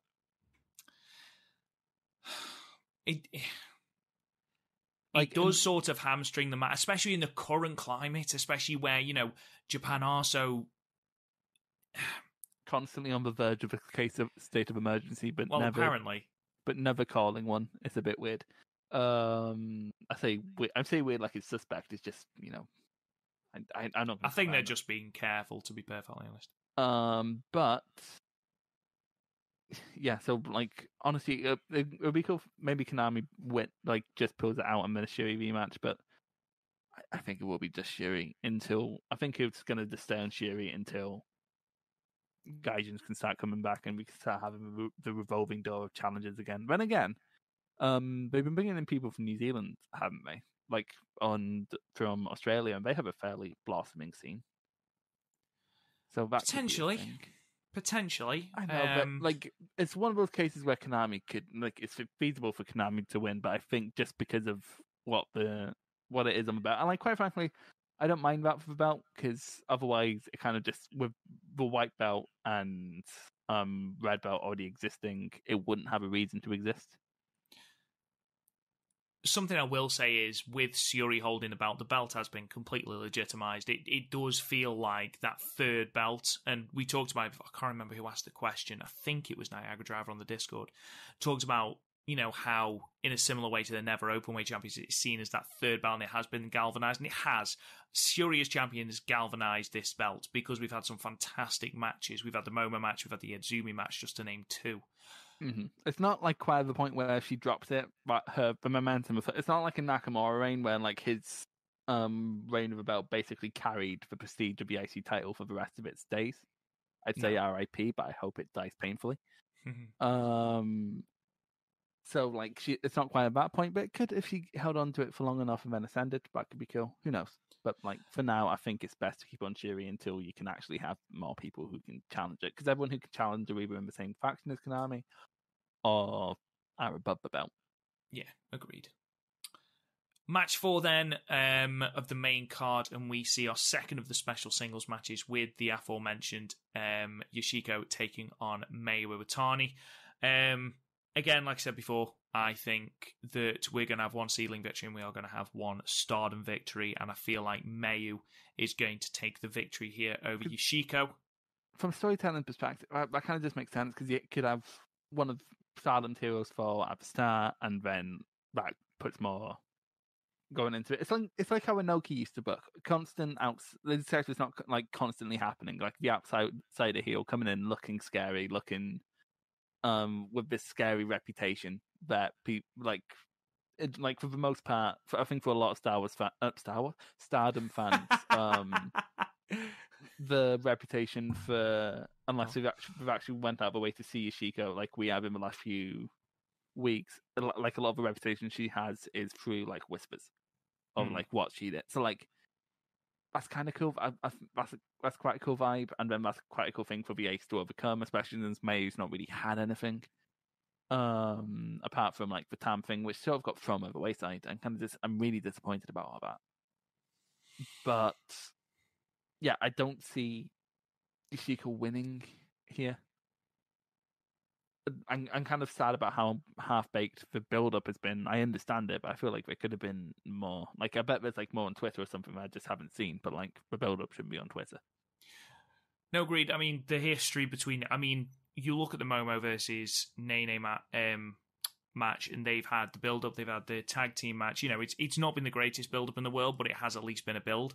Whereas you think about the history that Mayu and Yashiko have had when they first turned up, like at the end of last year, thing. And then how exciting it was when they invaded Seedling. You could have had more of that, especially since Seedling only runs every 2-3 weeks. It does make sense. And like I say, with the history that Mayu and Yashiko have, you know, they run back to 2011. So you could play on that history, the fact that they are friends, the fact that they are close outside the ring, build on that story, build on that narrative.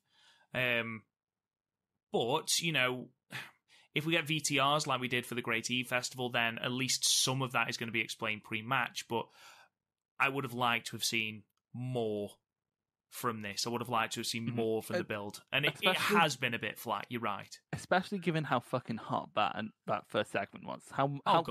We praised that too. Like, we gave that 2 segments and 2 podcasts just to talk about. Complete madness. It was like such an exciting thing. We were so hyped. And I'm still hyped. It's still going to be fucking great.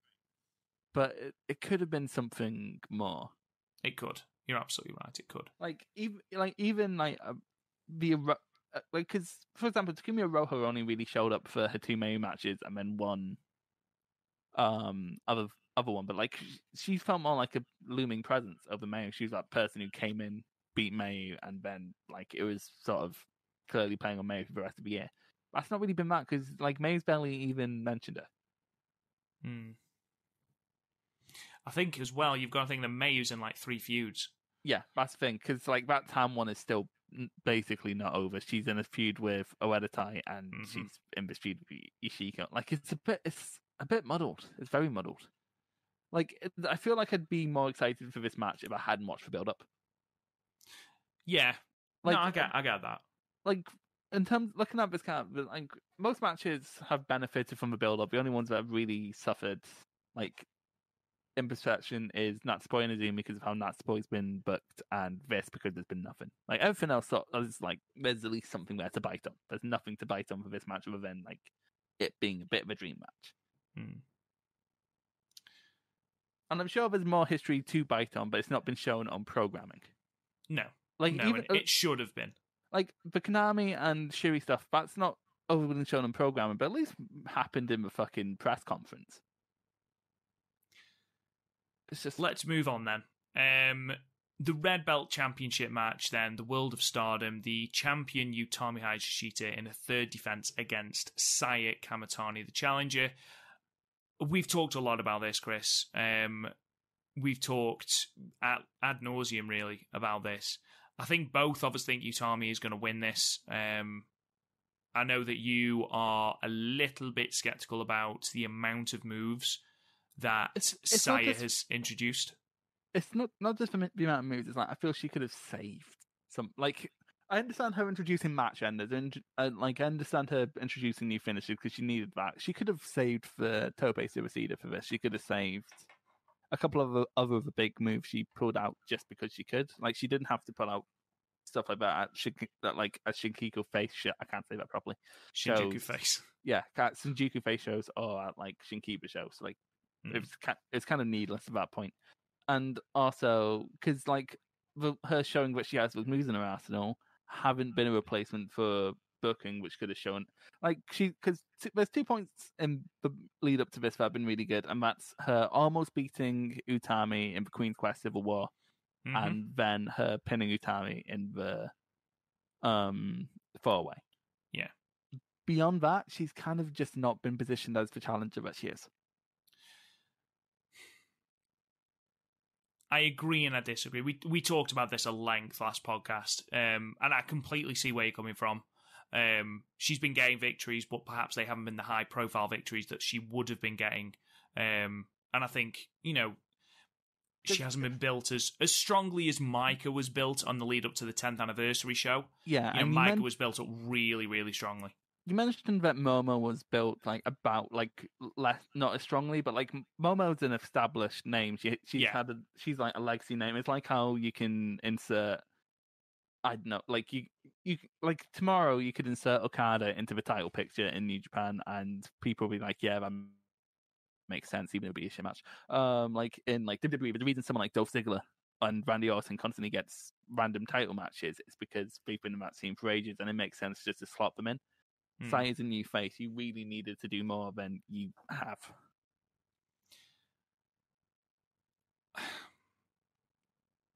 I hope this match is great. I think this match will be really good. I know that there's been crowd photos they had to cut a little bit out of the main event of the Kyoto show, I believe, because Saya went for the tope and Misty landed really nastily on her neck. The impact looks horrendous. Well, she almost landed on the apron on the one at Sindiko face, didn't she? And potentially she is trying to introduce too much, and I understand that. Maybe a little bit of it is pressure. Maybe she just didn't get the elevation. Who knows? I think this will be good. I think Utami will win. Saya will feel elevated, but she will go back down the card, potentially to that tag title scene. Maybe challenge for the white belt in a couple of months. But I think this is going to be more of an elevation job for Saya than, I don't want to say a serious red belt challenge because that diminishes the match, but you understand what I mean, I imagine. Yeah, I don't know. I feel like beside, I think I understand the statement. I really, really understand the statement, especially as more you look at New Japan, All Japan, Noah and DDT, they all have fairly old champions. Even though Ibushi looks babyface, he's what, 38? They don't they don't have young champions. So it's a good statement to have, especially since a lot of people have an issue with the older champions, but quite frankly, I think it's a case by case basis. But I feel if you wanted to make that statement, there might have been better young people on the card. I don't know. I feel like I it's bad because I really understand and I really respect the sentiment they're going for. But I think they should have built that up either longer or better, or just saved it for one of the different, save a side defense for, say, Yokohama and give Utami a big win. She has had 2 big wins in a feud, in a reign, to be fair, because she beat Mayu to get it and she beat Momo to keep it in her first defense. But I don't know, because when you look at what people not everyone I'm gonna say most people don't watch every Stardom show, and there's a reason for that, and I understand why. But you look at Twitter discourse, what people are most disappointed in going into this show, it's for Saya Utami, and they either need to do more to make it a more exciting prospect, or they had to pick something else. Last match on the card, then, the main event, the Wonder of Stardom Championship match, and loser loses their hair match between the champion Julia in her 7th defense of the belt against the title challenger Tam Nakano. This has been built up tremendously. I don't think either of us can argue about the build to this. I think it's been great. It's been the most well-built match on the entire card, as you would hope, with it being the main event. It's the hottest feud Stardom have going at the moment. Again, illustrating just how good at Tam is building a story, and it goes to show how well that both women have done when you consider this feud went cold and then they've reignited it almost instantaneously. It's obviously not on the same level, but how Okada and Tanahashi can stay away from each other for ages and then come back together and just pick up where they left off. I think that's really good. But one thing I will say about this, there's 2 things I want to say about this. One, Tam has to win. We've discussed this at nauseam. 100%. 100%. I don't know where the fuck she goes if she loses. I think Tam needs to win. B, if you'd told me, B, I have three things actually. Sorry. B, if you'd told me this time last year that I'd be hyped for a Julia match, I wouldn't have fucking believed you. But I am hyped for this match. I think it's going to be brutal.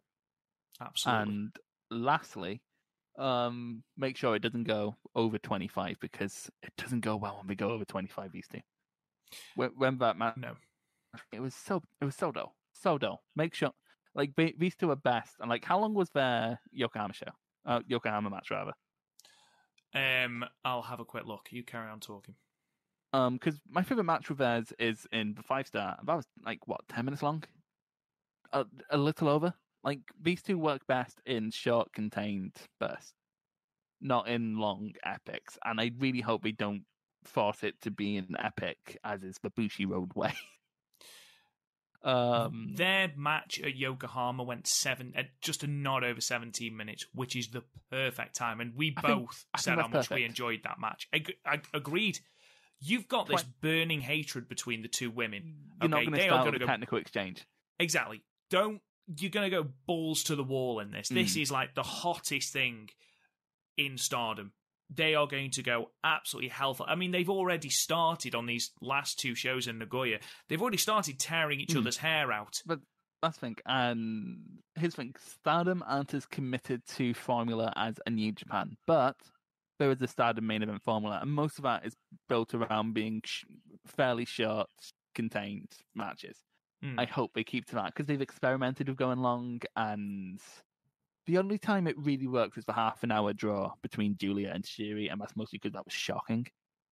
Like, you didn't expect that. Well, you kind of did, because we were theorizing. We did. Like, we sort of did, yeah. We sort of guessed. Like, well, you get a lot of draws in Stardom. You don't get a lot of championship match draws. At least not while I've been watching. So that stood out. Whereas when Tam and Julie went 28 minutes before, it was like... Whereas another long match that I'm thinking of that didn't go well. But point is, this is a roster that works best with a contained time. Agreed. And I just hope they don't... Because, like, again, I think there's been efforts to... Would New Japan Ice be a mean way to put it? Like, Stardom, just because of the association with Bushi Road, I feel like there may have been efforts to do that because they think that's what appeals to Western fans. But really, when stuff like that happens, you just kind of roll your eyes because it's like, why? Like, but like I'm saying that because that's a massive F. Because I don't think we're gonna. I think at this point, 3 matches in, they know what worked for these two. They experimented with going along and it didn't work. They're not going to do it again. No. Agreed. I hope. Like I've learned after like so many years of being let down, never to like give people the complete benefit of the doubt. I think they're good enough at basic pattern recognition to know to make this fairly contained, and also because you might need time at the end to actually shave the person. That is true. And if we know anything from shaving heads, it is that the clippers never fucking work. Oh, they never work. Yeah, let's hope. Use hair removal cream. Is that an actual thing, or is that just like voodoo you see in like TV shows? I can't tell if you're being serious or not. I've never used hair removal cream, so I don't know if it's actually real.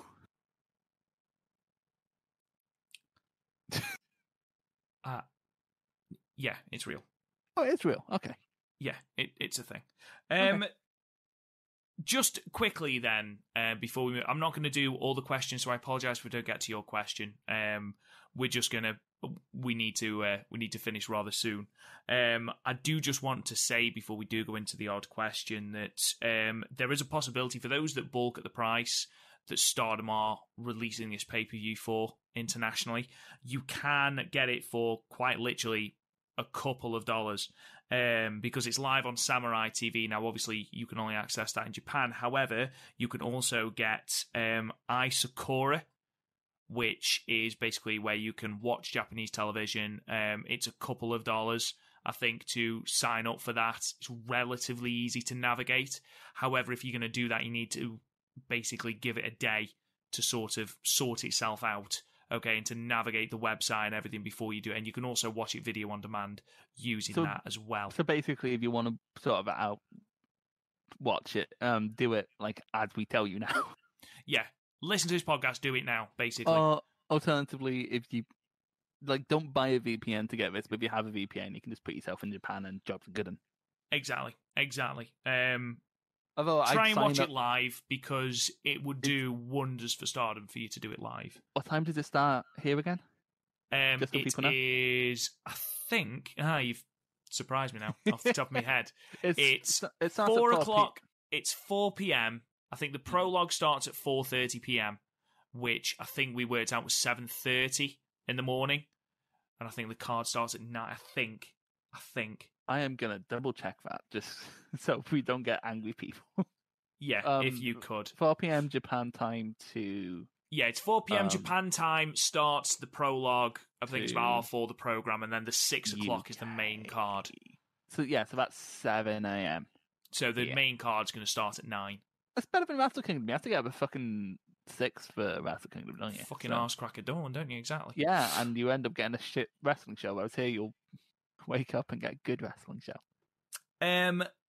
Basically, what we're going to do is any questions that aren't pertaining to Budokan, we're going to leave till next week. What I want to do is just want to answer this question, Chris, just because it specifically pertains to results at Budokan. It's from Velkage in our Discord, and he says, let's say Julia is losing in the main event. How long do you think, and how many defenses, and against whom will Tam get? I think both of us have said that absolutely Tam is winning this. She has to complete the story arc, she has to win this. I would like to see her have a really long reign with the belt. I'd like to see her defend against the likes of. I'd like to see a Saki.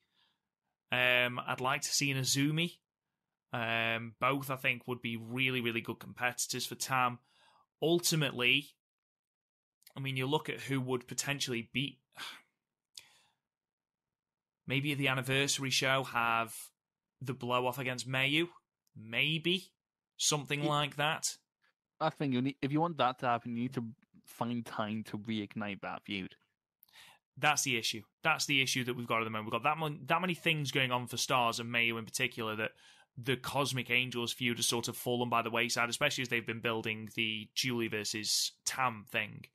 It's sort of fallen by the wayside, so they've got to reignite that, which is why I think if we give them long enough, they can reignite that. I mean, the Julia Tam entire feud has proved that they can ignite it on a dime. To be fair, that was hotter than the Cosmic Angels feud. I mean, maybe even a Jungle. Yeah, Jungle would be cool. Here's the thing. With Tam, I think it's either going to be a long reign or a surprisingly short reign. It's going to be one of them. It's not going to be an in-between feud. Yeah, I think it's literally just going to be either like a Momo reign or like when Naito first won the belt. Like, you did it to get the moment and now quickly move on. Okay, so both of us, let's do 4 defenses. Who would you like? Let's say that it is a longer feud, a longer title reign. Each of us give 4 people they'd like to see Tam defend against for the Y belt.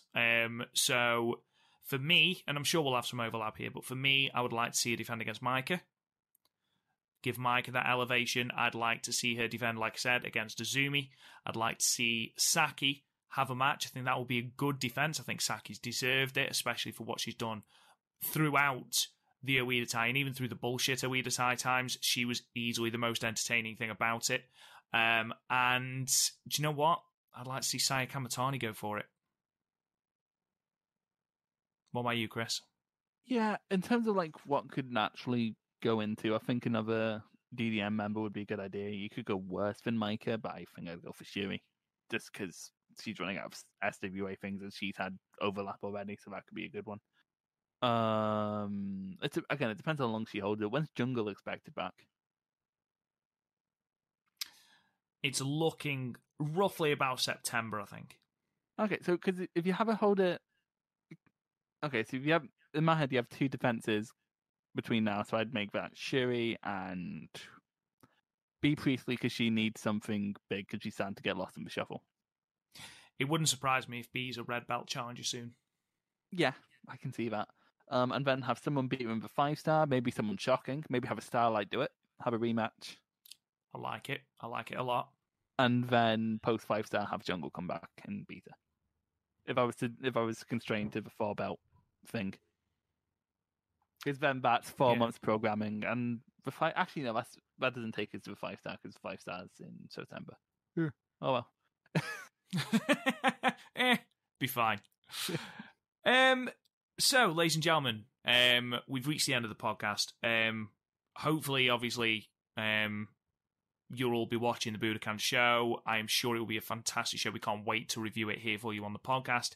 But in the meantime, subscribe to the podcast wherever you get your podcasts, Apple, Google, Spotify, SoundCloud, wherever you get your podcasts. Please go and check us out. We are everywhere. Leave us a 5-star review and a comment. Just any sort of comment will help us out massively, and it helps us go up and down the rankings. So please go and do that for us. That would really help us out. Go and check out the website, www.podmania.co.uk. We can check out all of our match ratings, including the matches that we've rated tonight. You can talk to us on Twitter at the Stardom Cast.